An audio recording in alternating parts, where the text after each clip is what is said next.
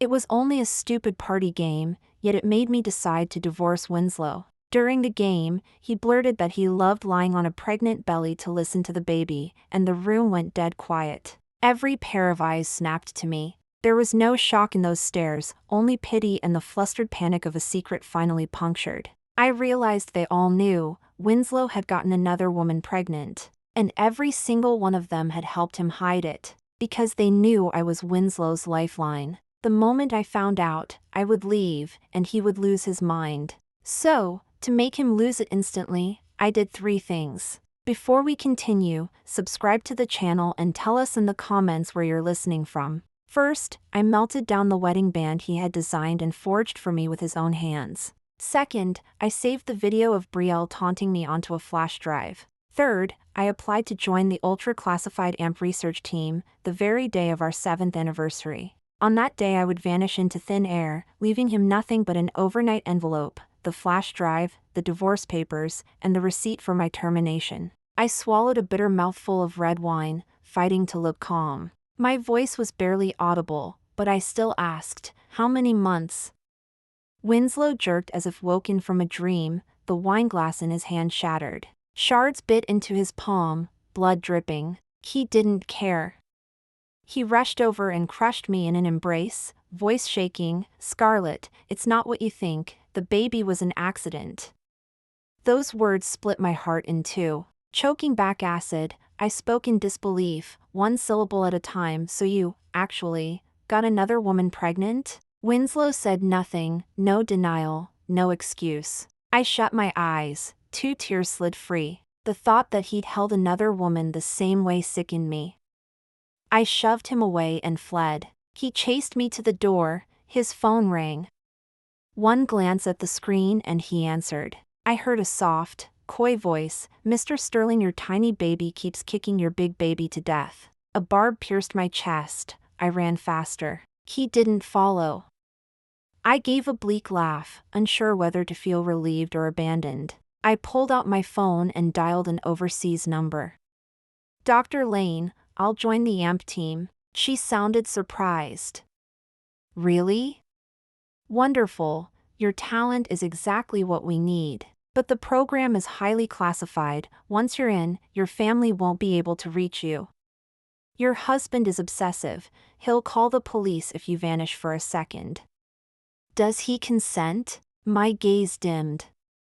"I'm divorcing him." A short silence, then, "All right, I'll process it. Report in 3 days." The call cut, and behind me the Meridian screen flashed Winslow's interview. The host noticed him rubbing his ring and teased, "Mr. Sterling, you keep touching that silver band, but it looks quite plain. Does it have special meaning?" He smiled tenderly and lifted his hand. "It's my wedding ring." "Oh. Sorry, I assumed a man of your fortune would sport a rock the size of a golf ball." Winslow said, "I forged it myself 7 years ago, polished it stroke by stroke, and engraved our names inside." "Wow, letters." "FWJN, SCT, he said. "My wife's name is Scarlett. Your wife must have saved a galaxy in her past life to marry you." He gave a soft laugh. "Actually, I'm the one who must have saved a galaxy to marry her. This is our 7th year. When I had nothing, she stood by me. She even lost our first child trying to save me. Scarlett is the only love of my life. On our anniversary, 3 days from now, I'll give her the wedding ceremony she deserves, so the whole world can witness how much I love her." Everyone around me cooed and praised the perfect husband. Yes, the whole world thought Winslow loved me to death. Until tonight, I thought so too. I stared at the ring I'd worn 7 years, the one he forbade me to remove, then stepped into a small jewelry shop. "Please melt this down, Avery." The clerk stared at the ring, then at me, hesitating. Are you Scarlett?" Another clerk rolled her eyes. "Come on, the ring just happens to have FWJ and SCT.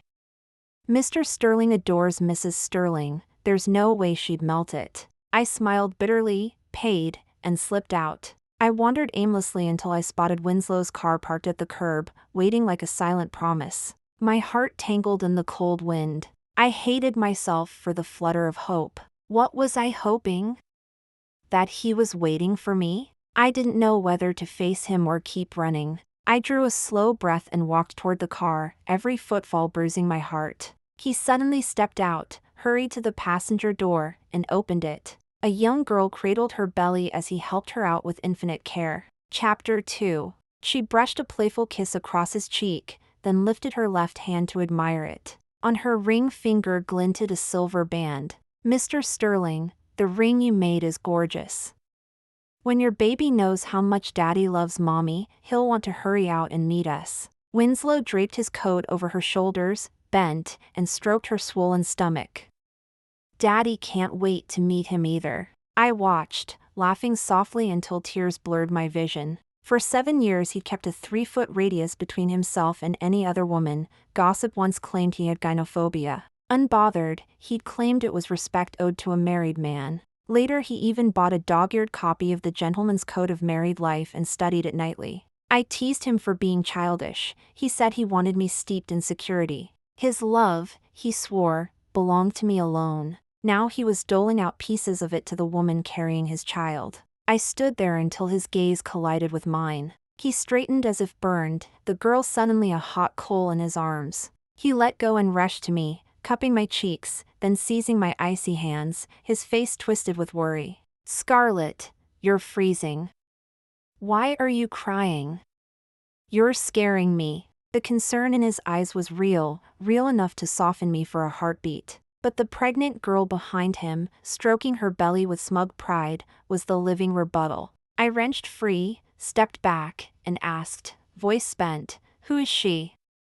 Is the baby yours?" I had wagered our 7 years, every shard of courage, on that single question. One denial, one sentence saying the child wasn't his, and I would have believed, would have swallowed the pain. But the girl's soft, deliberate sob tore the last thread of fantasy. Guilt flashed across Winslow's face. He squeezed his eyes shut, then opened them and whispered the word that obliterated everything: "Yes." My legs buckled. I hit the pavement, palms scraping raw. He dropped to his knees, frantic. "Scarlett, hit me, scream at me, just don't hurt yourself." He cradled my hands, wiping gravel and blood away, then froze.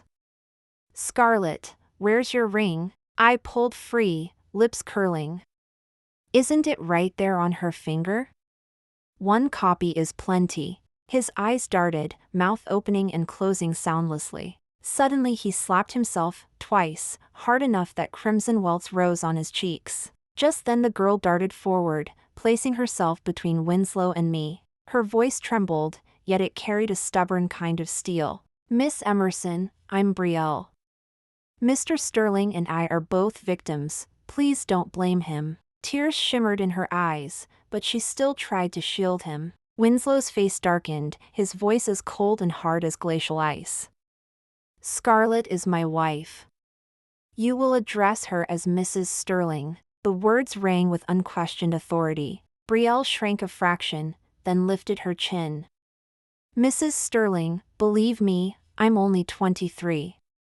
If Mr. Sterling's mother hadn't, I would never have kept this baby." The instant the sentence left her lips, Winslow's dazed eyes snapped toward her and he blurted, "You can't." In that split second I understood, between us, there was no future left. Chapter 3. I asked no more questions, I simply let Winslow drive me home. In the car he recounted the whole sordid accident. 9 months ago, on an out-of-town trip, a rival spiked his drink. Disoriented, he stumbled into Brielle's room. Afterward he paid her off, demanded she vanish from Seaport. He hadn't dreamed she would turn up pregnant. When Eleanor learned of it, she flew Brielle back from abroad and declared the child would be carried to term. I knew exactly how obsessive my mother-in-law could be. 7 years ago, while we were honeymooning on a yacht, we struck an iceberg and lost buoyancy in minutes. As we plunged into the black water, falling debris shattered Winslow's leg.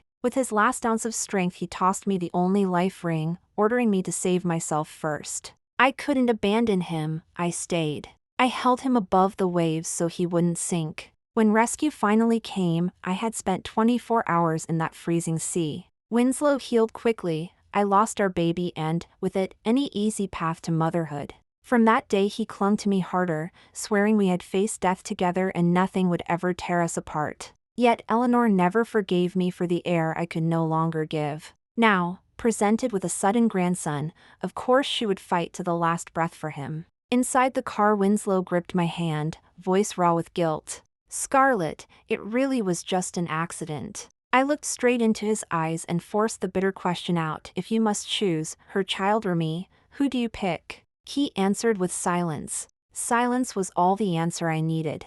I slid my hand free and turned to the bright city lights blurring past the window. Our love had glittered for 7 brilliant years. Tonight the curtain was falling. Once home, Winslow caught my wrist. He found the first aid kit and reached for my scraped palm. "Promise me you'll never hurt yourself again. It would kill me to watch it." I said nothing, only pulled away, walked into the bedroom, and locked the door. Soon a soft knock sounded. His coaxing voice drifted through the wood. "Scarlett, please say something.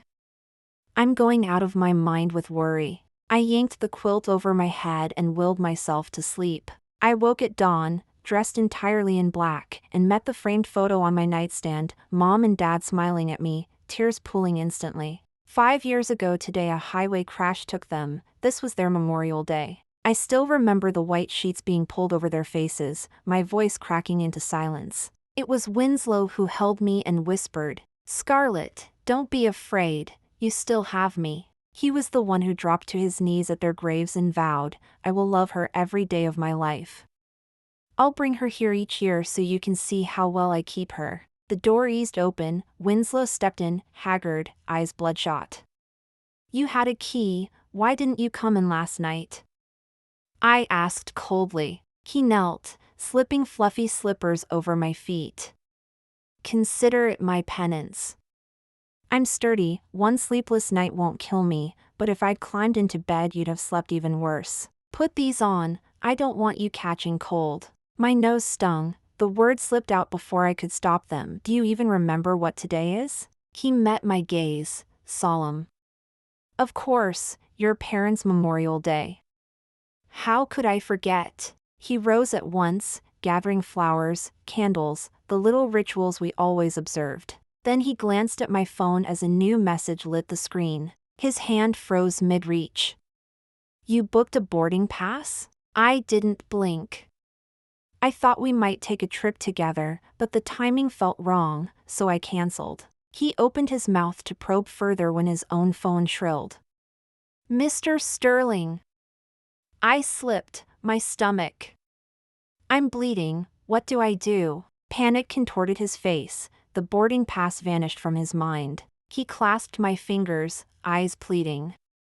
"Scarlett, I'll only check on her for a second, I swear I'll be back in time." He sprinted to the car, tires screeched around the corner. Tears hit the marble faster than I could wipe them. I drove to Hillside alone, stayed until dusk, talking to Mom and Dad until my throat ached. Back at the Cove mansion I began packing. Near midnight he burst in, crushing me against his chest, repeating "I'm sorry" over and over. I let him hold me, mute and distant. That night we occupied the same bed but lived in 2 separate universes. Chapter 4. When I woke, his side was empty. Only a slip of paper remained. "Emergency at Sterling. Had to run. Breakfast's on the stove, please eat.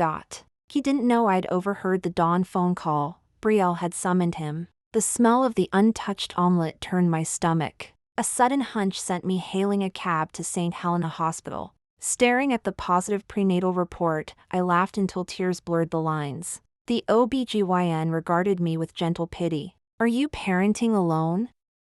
Terminating would mean never conceiving again, given your history." Outside, I hailed another ride to the $10 billion clifftop estate Winslow had gifted me. The granite boulder at the gates was engraved Emerson and, beneath it, in Winslow's own chisel strokes, "Hand in hand with Scarlett, for 100 years of bliss." The cruelty almost choked me. This was our sanctuary, the Cove mansion where even housekeeper was the only other woman allowed to set foot. Yet there on the steps stood Brielle, sunlight glinting off her smirk. So this is the legendary Emerson Villa? Doesn't look so hard to get into. They say it's your love nest, but Mrs. Sterling thinks it's perfect for my pregnancy. Winslow let me move in, hope you don't mind. Every stick of furniture has been swapped out for pieces I like, can't have me bumping into anything, can we? I surveyed the alien rooms, bitterness flooding my lungs. Memories assaulted me. On our third anniversary, Winslow had knelt and pressed the master key into my palm. Scarlett, no one else will ever cross this threshold. Every inch is tattooed with us. Our sacred shrine, now desecrated by his own hand. My knees buckled, I leaned against the doorframe, hollowed out by grief. Brielle's glare burned with envy and loathing. Tell me, how much longer will you hog the title of Mrs. Sterling? Can't you see how crazy he is about me and this baby? Hog? A ragged laugh tore through me. Then my gaze snagged on the empty corner where my parents' photo should stand. Where is my parents' picture? My voice cracked sharp. Such unlucky clutter, Winslow tossed it, of course. She shrugged, lips curling in disdain. I stormed closer, she reluctantly retrieved the framed photograph. With deliberate slowness she flicked a lighter and ignited the edge. I lunged to smother the flames, Brielle crumpled to the tiles, wailing in melodramatic pain. The roar that filled my ears was Winslow's. Scarlett, why did you shove her? I beat the fire out with my bare hands, skin blistering. When I looked up he was already carrying Brielle away, never once glancing back. Gazing at my raw, reddened palms, I realized our 7-year marriage had become a punchline. I ran cold water over the burns and began clearing up the ashes of everything we had been. Eleanor suddenly appeared and slapped me hard across the face. You barren jinx.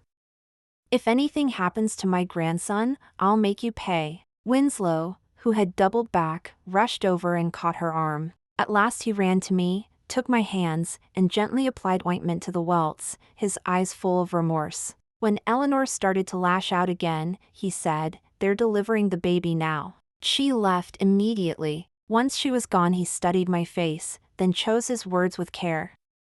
Scarlett, Brielle's young, she upset you, but you shouldn't have shoved her. I shoved her? Disbelief cracked my voice. It's fine, it's fine. I apologized for you, she won't hold it against you. With that single sentence he pronounced me guilty. Exhaustion swept through me, I didn't bother to explain. Between Brielle and me, Winslow had already decided whom to believe. 7 years of marriage weighed less than a woman he had known for less than a year. Watching him blow on my stinging cheek with absent, distracted eyes, I remembered the flicker of joy that had crossed his face when he spoke of the birth across town. I touched my stomach. My child's fate had just been chosen for me. Chapter 5. In the end, Winslow left for the hospital. I hailed a cab back to the Cove mansion and packed the luggage I would take tomorrow. I erased every trace of myself, nothing of mine would remain for him. Only a shredded wedding photo lay on the carpet. I pulled a flash drive from my bag, slid it into an overnight envelope along with the signed divorce papers and the termination consent form, and mailed it off. The address, the chapel where, tomorrow, Winslow planned to renew our vows. The addressee, Winslow. Done, I pulled out my phone and tapped out a text. You wanted to be Mrs. Sterling?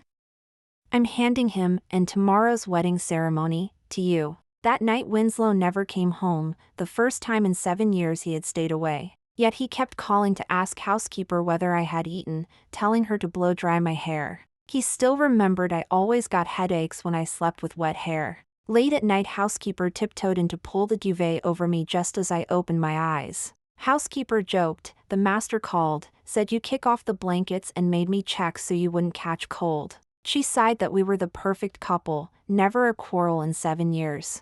Especially now that Winslow was throwing a second wedding just to please me. I said nothing, I simply closed my eyes. In the morning Winslow rang to say the planner would pick me up while he went straight from the hospital to the venue. His call was still live when my ride arrived and the driver asked me to confirm the last 4 digits of my number. Winslow heard and asked, Scarlett, why are you in a cab? I'm taking a cab to the ceremony, I answered, tone flat. He hesitated, then said earnestly, Scarlett, the baby's born.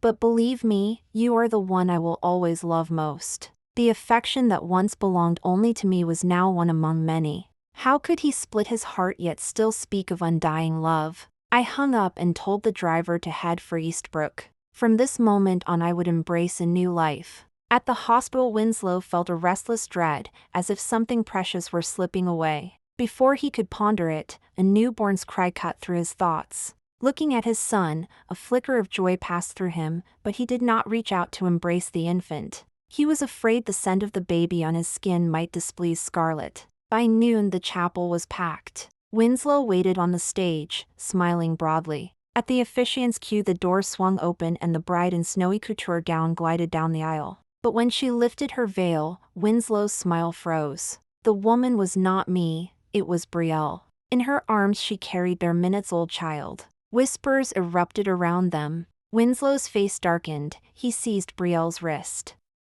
"Why are you here? Where's Scarlett?" Brielle's eyes reddened with pain and fright. "I don't know. She told me to wear the gown today." Before he could press further, a courier's voice rang from the entrance. "Which one of you is Winslow?" "Scarlett sent you a package." Chapter 6. The moment my plane lifted off, I dragged every contact linked to Winslow into my blacklist. Every loving post, every couple's selfie, I deleted without a trace. Winslow shoved the still bleeding Brielle aside and snatched the overnight envelope. Seeing Scarlett as the sender let his heart climb back into his chest. Inside was her positive pregnancy test. Scarlett had been carrying their child. But the next pages were a termination consent form and divorce papers already signed. His legs buckled. He sank to the floor. Eleanor hurried over, took one look at the form and screamed, "That jinx dared to kill our bloodline. Thank God I still have my precious grandson." When she spotted the divorce decree, her face bloomed with triumph. "Divorce? Wonderful. The jinx is finally gone." Winslow stared blankly, murmuring, "No, impossible." He clung to the belief that Scarlett's love was bottomless. She could not simply leave. Struggling for composure, he snapped at his mother to end the spectacle. "Mom, this is my wedding day with Scarlett. Stop making a scene. She'll walk in any second. Please leave before you upset her." His face darkened as he ordered his assistant to escort Eleanor and the baby out. Then he turned to the guests with a strained smile. "That's my cousin's child, our honorary ring bearer." The guests stared at the newborn in Eleanor's arms, their expressions incredulous. "A ring bearer? That's a fresh out of the womb infant." Eleanor pursed her lips, dropped the divorce papers, shook off the assistant, and stormed back up the aisle. "Winslow, wake up! That's your own son," she shrieked. "Don't let that vixen blind you." Scarlett signed the papers. "She's not coming." Still refusing to believe, Winslow tore the agreement to pieces. "No. Mom, it's a misunderstanding. She's at home waiting for me to explain." Eleanor blocked his path, spitting fury. "Misunderstanding? She's jealous, barren, and selfish. She can't give you children and she can't stand that someone else did." The guests began exchanging loud, venomous theories. Didn't Mrs. Sterling lose her fertility saving Mr. Sterling? Didn't he swear on camera he'd never want kids? TCH, what powerful man really means that? All that devotion was just PR, huh? One by one they rose and walked out. The festive air curdled into cold silence. Soon only the baby's wails echoed through the empty nave. A woman paused beside Winslow, her glare sharp with contempt. "Devoted husband, what a joke. You're hollow, Mr. Sterling." Scarlett, no, Miss Emerson, showed real spine today. Lose a woman like that and you'll spend the rest of your life drowning in regret. Her words knife-twisted in his chest. He fumbled out his phone and called home, voice shaking. "Sir, the mistress left early this morning and never came back," housekeeper replied, tone unreadable. His hand fell, the phone clattered to the marble. The world blurred under a haze of remorse. He saw Scarlett's gentle smile, their shared years, the promises, now ash. He realized he might truly have lost her, the woman who once would have given him everything. The chapel lights dimmed, the infant's sobs grew lonelier. Winslow stood abandoned, his universe crumbling around him. Chapter 7. Winslow raced home, heart shredding, stumbling through hollow rooms as he called her name. Scarlett, where are you? I was wrong, I never should have touched another woman. You're the only one in my heart. His voice was soaked in regret and despair. You can hit me, curse me, just don't scare me like this. Please, don't leave me. His voice trembled, almost begging. I can't live without you, Scarlett. Over and over he repeated his apology until his throat was raw, but the woman who should have heard those words was already gone from his sight. He shoved the bedroom door aside and stepped onto a carpet of shards. Every annual wedding portrait of him and Scarlett lay shattered on the floor. They had been living proof of their love, now they were irreparable fragments. Just like their marriage, cracked beyond mending by Brielle and the child she carried. Winslow felt as if someone had carved out a fist-sized piece of his heart, the pain so fierce he could barely breathe. No, Scarlett was only furious. He had to find her, drop to his knees, and beg her to come home. He knelt, dialed her number, and heard only the mechanical voice saying the phone was off. He called every mutual friend, desperation cracking his tone. Have any of you seen Scarlett? Has she reached out? She left. She really left. Panic threaded every word. He was terrified of losing her, terrified of losing the home they had built. The friend on the other end hesitated, then said softly, Winslow, we don't know where she went. But you know Scarlett, once she decides something, it's carved in stone. A tide of self-reproach and anguish rose in Winslow. He stayed on his knees, face buried in his hands, tears slipping through his fingers. He knew he had to find her. Whatever the cost, he would make her see that he understood his mistake, that he truly could not live without her. He would repair the past, salvage their love, even a sliver of hope was worth fighting for. Over the line the friend sighed, helpless and guilty, Winslow, Scarlett didn't contact any of us. I just realized she didn't only leave the group chat, she deleted every one of us. If I'd known she'd be this absolute, I never would have helped you hide things. We've all lost Scarlett as a friend. Winslow's heart clenched. Yes, Scarlett had always been decisive. When her once closest girlfriend betrayed her, she hadn't shed a single tear, she simply cut the woman off without looking back. He remembered the look on her face the day he had proposed. Winslow, I'm choosing to trust you this once, she had said, voice steady and clear. If you ever betray me, I will never forgive you. I'll walk away for good. Back then he had been full of confidence, swearing he would never betray her, never make her cry. Now, how many tears had he caused her lately? He slammed his fist into the wall, again and again, not caring that his knuckles split and bled. Maybe the physical pain could blunt the guilt gnawing at him. He replayed every smile, every embrace, every tender word she had ever given him, moments that once felt like pure bliss now sliced him open. He realized he hadn't just broken her trust, he had destroyed the most precious thing between them, love. On his knees, vision blurred by tears, he knew he had to find her, apologize, pour out every ounce of his remorse. He finally understood, without Scarlett, his life was meaningless. Just then housekeeper slipped in, cautious, Sir, you dropped this flash drive. Of course, Scarlett had left the flash drive, she must be telling him how to earn her forgiveness. Winslow clutched at the straw, plugging the drive into his laptop. The video rolled, frame after frame of Brielle provoking and setting Scarlett up inside Emerson. The whole thing had been Brielle's staged drama, and he had fallen for it, turned his back on Scarlett. All strength left him, he slumped to the carpet. He locked himself in the bedroom, hugging Scarlett's pillow, breathing the last traces of her perfume as if that could conjure her back. Self-hatred and regret stormed through him, he couldn't forgive his own blindness, his stupidity. He wished he could rewind time, correct the mistake, win her heart again. Hoarse, he called his chief aide, spare no expense, find Scarlett's trail. But 5 years passed, and no amount of money or manpower produced a single clue. Scarlett had vanished from the face of the earth. Chapter 8. The moment I stepped through the door, my 5-year-old son Henry stumbled toward me, arms wide, and my heart melted. His tiny fingers clutched the hem of my coat, eyes shining with pure trust and love. 5 years ago, when Winslow abandoned me to wait while Brielle gave birth, I had seriously considered a termination.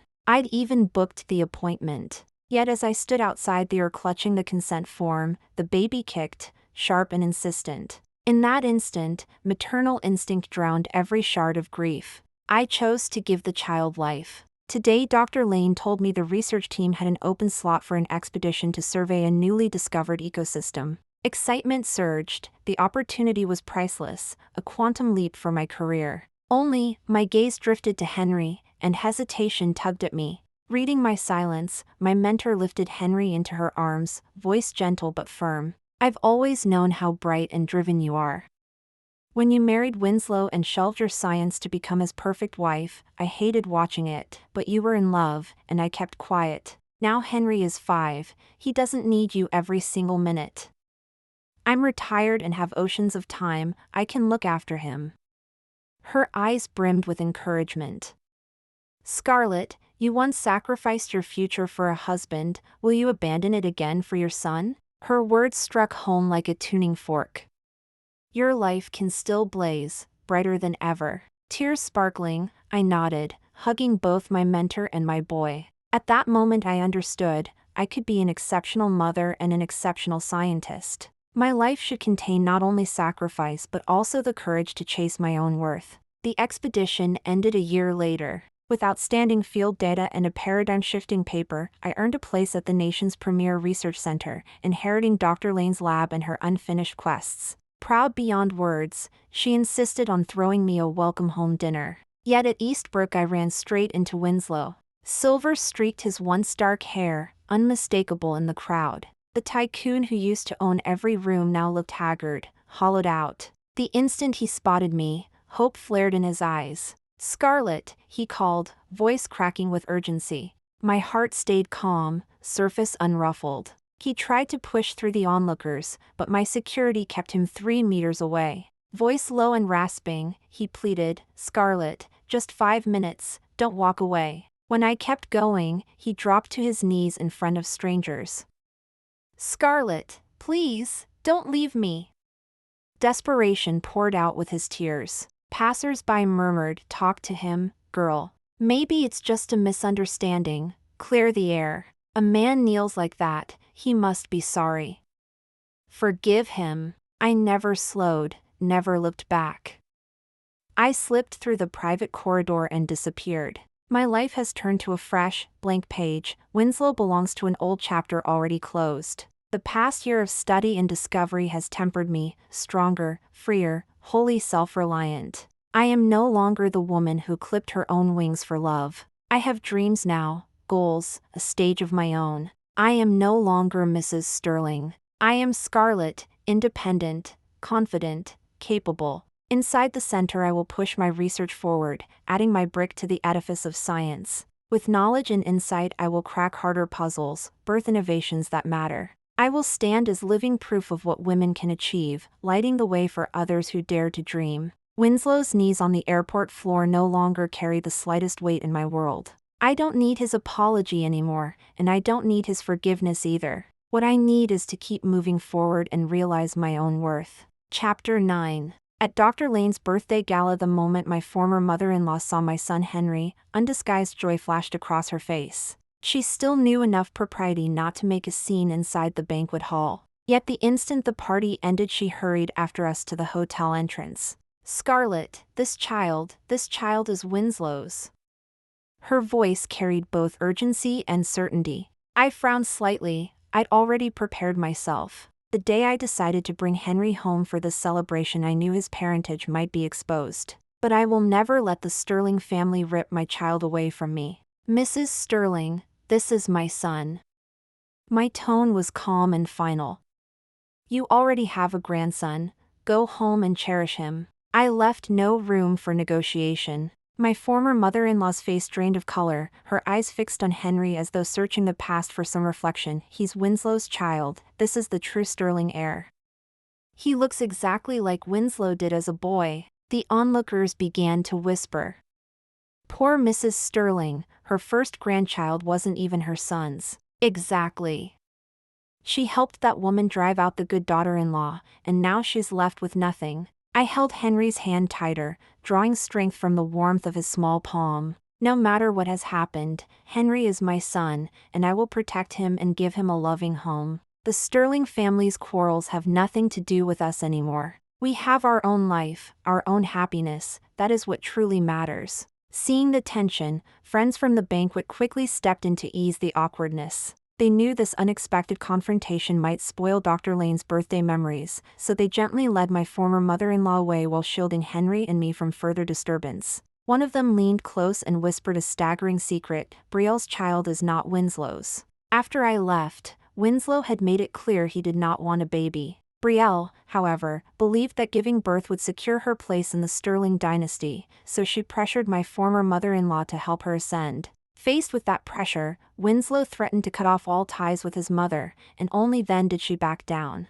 When Brielle realized the Sterlings would give her nothing, she launched a live stream in a desperate attempt to force their hand through public opinion. She never expected Winslow had already ordered a covert paternity test. The truth came out: the so-called accident during that business trip had happened because Brielle deliberately slipped into Winslow's room. At the time, she was still involved with her. After she got pregnant, she didn't know who the father was, so she pinned it on Winslow. When the facts surfaced, my former mother-in-law slapped Brielle and had both her and the baby thrown out of St. Helena Hospital. Her likewise refused to acknowledge the child. Cornered, Brielle slunk back to her hometown. The guests sighed at the whole saga. Brielle's schemes ended only in complete isolation. For Winslow, the uproar exposed the ugliness of human nature and made him treasure those who had been genuine with him. For me, these entanglements only stiffened my resolve to forge my own path.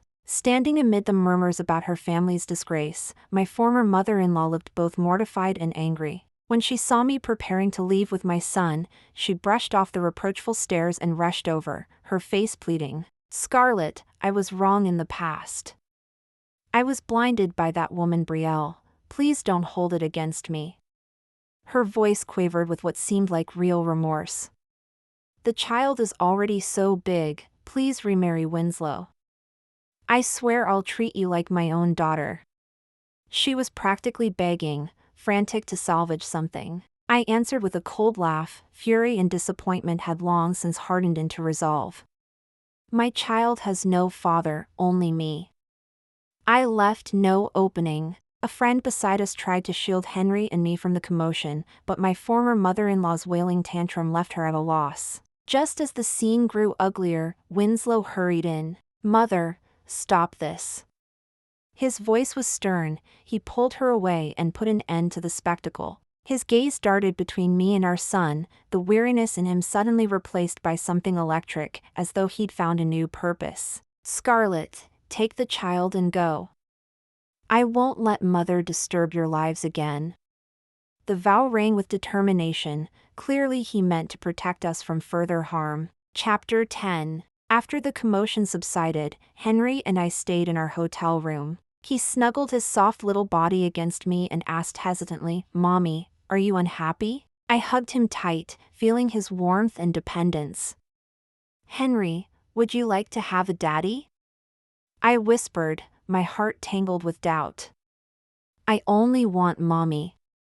Whatever Mommy likes, I like. Whatever Mommy doesn't like, I don't want." His answer was simple, innocent, and it struck straight to my core. Tears streamed down my face. I sobbed against his shoulder, every shred of my composure dissolving. Later I contacted Winslow and asked him to talk. He arrived right on time, clutching my favorite miniature orchids and a stick of candied hawthorn. "I figured you couldn't get the real thing abroad, so I brought you one." His tone was tender, his posture humble, as though such tokens could erase the past. But I had grown resolute. His gentleness no longer swayed me. "Scarlett, for the child's sake, can't you give me one more chance?" There was a plea in his voice, hope flickering in his eyes. "I swear I'll cherish you. I know I was wrong. Every day without you has been agony."